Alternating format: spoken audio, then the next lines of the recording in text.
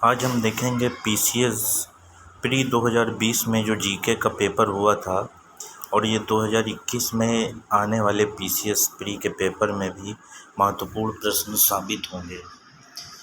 इस तरीके से हम पीसीएस के आए हुए प्रश्नों का अध्ययन करते हैं। राष्ट्रीय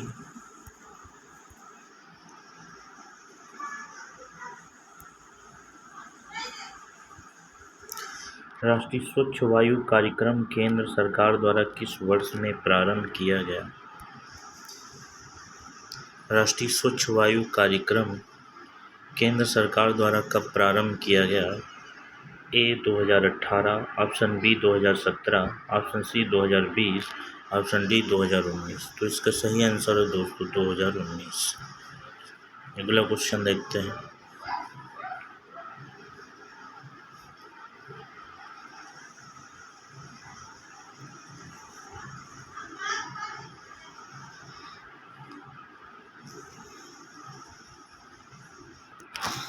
निम्नलिखित में से किस वंश के शासकों को पुराण में श्री पर्वती कहा गया है? निम्नलिखित में से किस वंश के शासकों को पुराण में श्री पर्वती कहा गया है?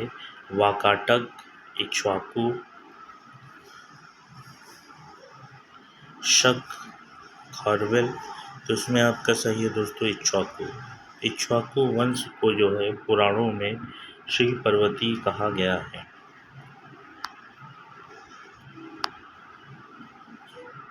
निम्नलिखित समितियों में से किसमें मात्र पोषक तत्वों की आवश्यकता के आधार पर गरीबी रेखा का निर्धारण किया? अलग समिति, लकड़वाला समिति, तेंदुलकर समिति, रंगराजन समिति। तो इसमें आपका सही है दोस्तों अलग समिति। अलग समिति ने मात्र पोषक तत्वों की आवश्यकता के आधार पर गरीबी रेखा का निर्धारण किया। वैसे जितनी समितियां हैं सभी समितियों ने, लकड़वाला, तेंदुलकर समिति ने भी गरीबी रेखा का निर्धारण किया, परंतु इनके मानक अलग थे। जब हमसे सवाल पूछा जाए पोषक तत्वों की आवश्यकता के आधार पर गरीबी का निर्धारण किसने किया, तो हमारा आंसर हो जाएगा अलग समिति ने। मौर्य काल में एग्रोनोमोई अधिकारी निम्नलिखित में से किस क्षेत्र से संबंधित था?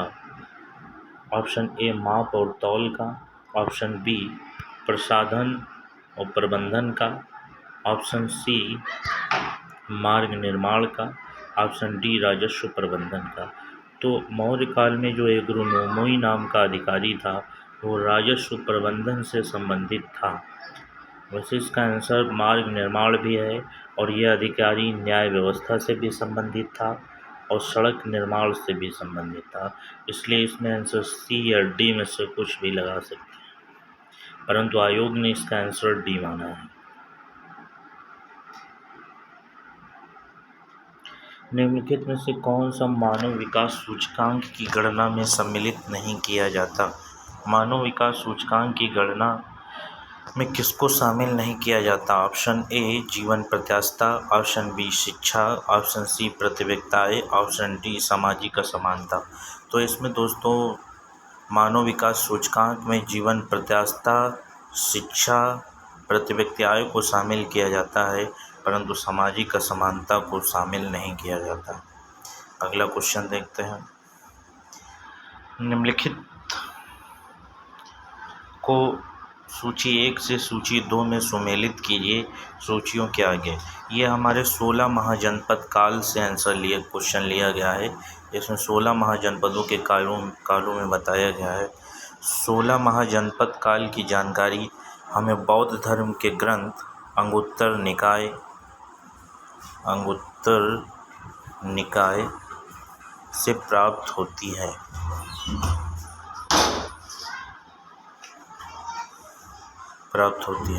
मत्स्य की राजधानी विराटनगर, कुरु की राजधानी इंद्रप्रस्थ, शूरसेन की राजधानी मथुरा, अस्मक की राजधानी पोटन।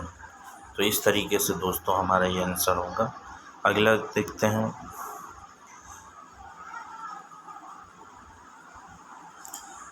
गरीब की संस्कृति का विचार किसने प्रस्तुत किया? गरीब की संस्कृति का विचार किसने प्रस्तुत किया? तो इसका आंसर क्या होगा? ऑस्कर लुइस द्वारा, गुन्नार मिर्डल द्वारा, आशीष बोस द्वारा या अमर्त्य सेन द्वारा। तो इसमें आपका सही है दोस्तों, गरीब की संस्कृति का विचार ऑस्कर लुइस द्वारा प्रतिपादित किया गया। अगला देखते हैं।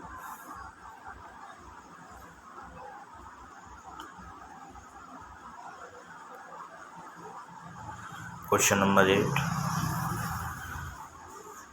हमें चोलों के विषय में उनके पूर्ववर्ती राजवंशों की अपेक्षा अधिक जानकारी मिलती है। बिल्कुल सही आपका कथन है। चोल शासकों ने मंदिर की दीवारों पर अभिलेख उत्कीर्ण करने का प्रचलन प्रारंभ किया, जिनमें उनकी विजयों का ऐतिहासिक विवरण दिए गए। इस प्रकार दोस्तों ये जो क्वेश्चन है इसके दोनों आंसर सही है और व्याख्या भी करता है। तो इस तरीके से हमारा आंसर होगा ऑप्शन ए।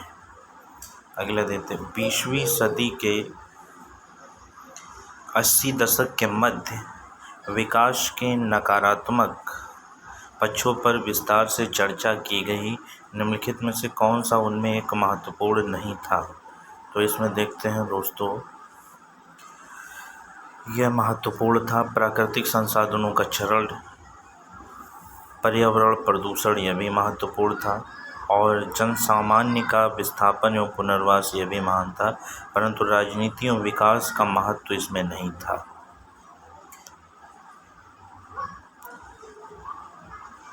क्वेश्चन नंबर 10, निम्नलिखित में से किस भारतीय पुरातत्ववेत्ता ने पहली बार भीमबेटका गुफा को देखा और उसके शैल चित्रों के प्रागैतिहासिक महत्व को खोजा?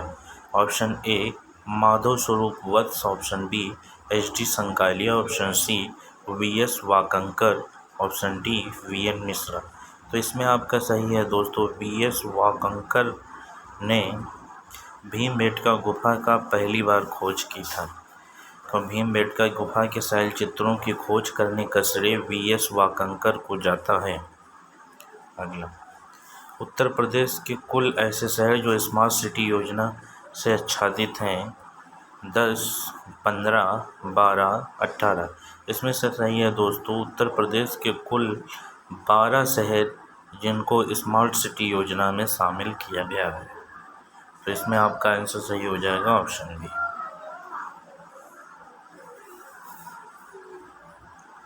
अगला देखते हैं। हड़प्पापुरा स्थल बालू नामक स्थल कहाँ है? इनको मैच कराने का क्वेश्चन है। तो हम दोस्तों जानते हैं कि हुलास आपका उत्तर प्रदेश में स्थित है, मांडा जम्मू कश्मीर में स्थित है, बालू हरियाणा में स्थित है और पाडरी गुजरात में स्थित है। इस तरीके से हमारा जो दोस्तों आंसर होगा वो ए पर 3 और बी पर 2, सी पर 4 और डी पर ए, ऑप्शन डी। इसका आंसर सही हो जाएगा डी।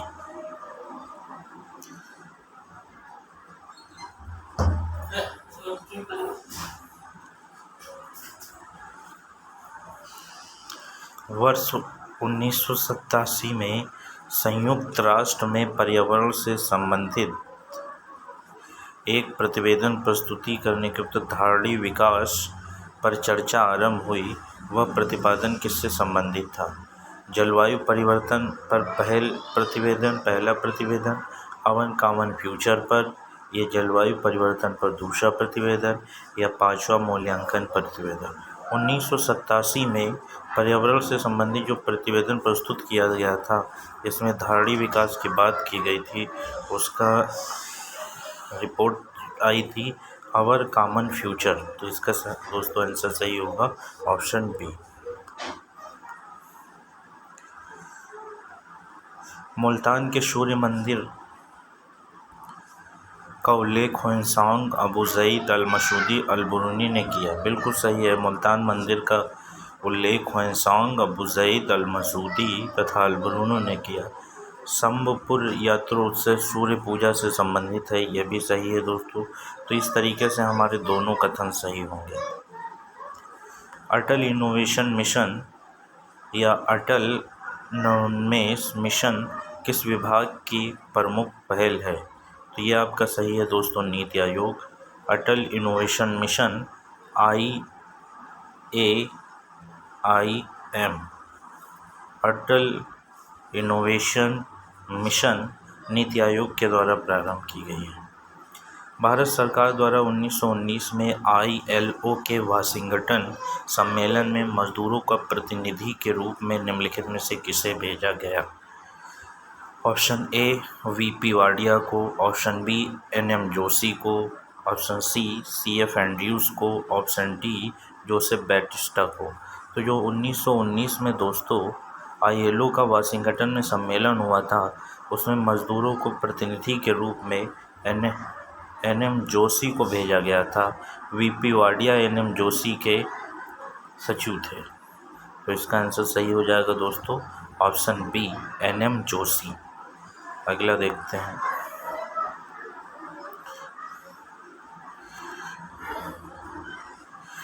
उन्नीस में प्रकाशित पुस्तक साइलेंट स्प्रिंग, जिसमें विश्व के पर्यावरणीय आंदोलन को गति मिली, के लेखक कौन हैं? तो इसमें आपका सही है दोस्तों, option A Carolyn Merchant, option B Karl Marx, option C Rachel Carson, option D Rajagopalan. तो इसमें आपका सही होगा रेचल कार्सन। रेचल कार्सन ने साइलेंट स्प्रिंग नामक पुस्तक की रचना की 1962 में, जो प्रकाशित हुई। एक्सला-शैपेल की संधि 1748 के संदर्भ में निम्नलिखित कथनों पर विचार कीजिए। यह प्रथम कर्नाटक युद्ध की समाप्ति के द्वारा संधि हुई, बिल्कुल सही है। अंग्रेजों को मद्रास पुनः वापस मिल गया।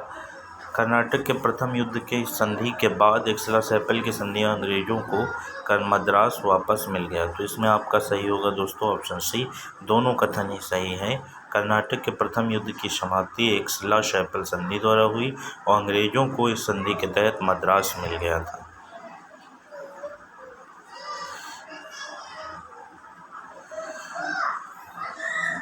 समन्वित बाल विकास परियोजना के अंतर्गत निम्नलिखित में से कौन सा एक सम्मिलित नहीं है? ऑप्शन ए पूरक पोषण, ऑप्शन बी टीकाकरण, ऑप्शन सी पोषण एवं स्वस्थ शिक्षा। तीनों ये शामिल हैं। समन्वित बाल विकास परियोजना के अंतर्गत पूरक पोषण, टीकाकरण, पोषण एवं स्वस्थ शिक्षा तीनों को शामिल किया गया है, परंतु परिवार नियोजन को शामिल नहीं किया गया। तो इसका आंसर होगा दोस्तों ऑप्शन डी परिवार नियोजन।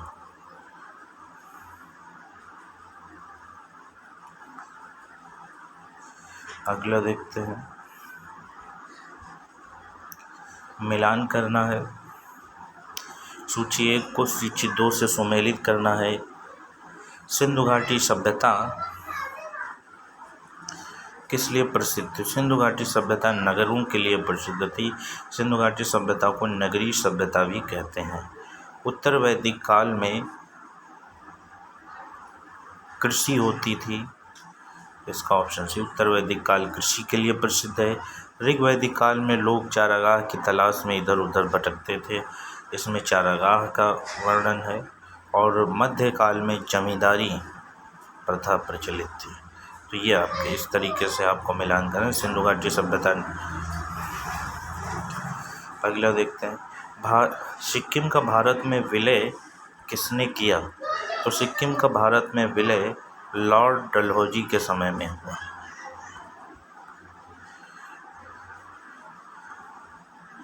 उत्तर प्रदेश के कानपुर और लखनऊ नगर किस जनगणना में 10 लाखी नगर बने? कानपुर 1971 में 10 लाखी नगर बना, मतलब कानपुर में 10 लाख के ऊपर जनसंख्या 1971 में पार कर गई और लखनऊ में 1981 में पार कर गई। इसलिए कानपुर और लखनऊ ये दोनों 1971 और 81 में 10 लाखी नगर बने। अगला देखते हैं। निम्नलिखित नेताओं में से कौन द्वितीय गोलमेज सम्मेलन में भाग नहीं लिया? द्वितीय गोलमेज सम्मेलन में महात्मा गांधी ने भाग लिया, सरोजिनी नायडू ने भाग लिया, मदन मोहन मालवीय ने भाग लिया, परंतु डॉक्टर राजेंद्र प्रसाद ने भाग नहीं लिया। इसका मतलब इसका आंसर सही हो जाएगा option D, doctor Rajendra Prasad. इसमें मिलान करना है दोस्तों, सूची 1 को सूची 2 से मिलाना है। जजमानी एक शब्द है जो उत्तर भारत में प्रयोग किया जाता है। बाराबलूट, जजमानी को महाराष्ट्र में बाराबलूट के नाम से जाना जाता है। मिरासी तमिलनाडु में प्रचलित शब्द है। अडाडे कर्नाटक में प्रचलित शब्द है।